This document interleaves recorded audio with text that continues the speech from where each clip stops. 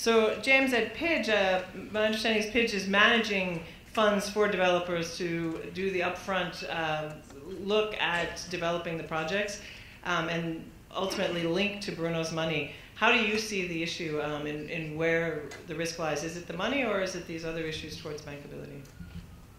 Thanks, Karin. Well, I think first let me explain what PIDG is. This is the Private Infrastructure Development Group, and it's an association of 9 donors who set out to actually address this whole problem of project preparation. They set up 10 years ago what has now become a collection of 8 companies that do different aspects of project preparation.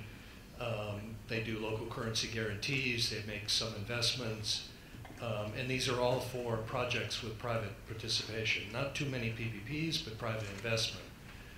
The idea behind PIDG is to demonstrate the commercial viability of private infrastructure investment in poor countries.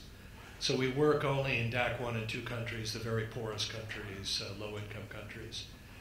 And over the last 10 years, I guess we've closed something like 50 projects worth somewhere in the neighborhood of $11 billion and kind of 120 million beneficiaries, which is something the donors are very concerned about. And so we really are using 2 kinds of donor money to get these projects to closure.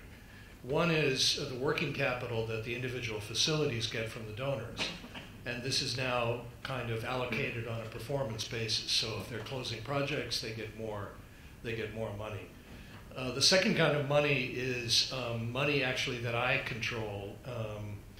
I run one of the facilities. It's not really a company, but it's a small fund within PIDG that makes grant money available to the individual facilities to do the extra risky upstream early stage preparation work. So if they run into a project in a country where government counterparts need some kind of training, for example, or capacity building, then money that I control can be used for that.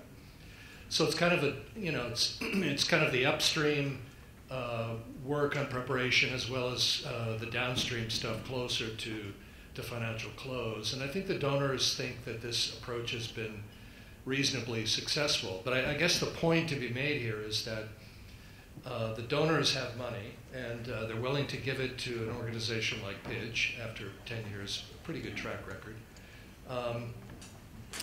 But it's, it has to be spent in the right way, and we have, every one of these companies is populated with private sector people, transaction advisors, former bankers, and so forth. So I guess it's money, but on top of that, it's the way the money is organized and allocated. Who's spending the money, and how does that work? And this PIDG is one model for doing that. That's been reasonably successful. Bottom line for me, as Bruno said, we're not talking about DFI money. We're talking about, I think, donor money.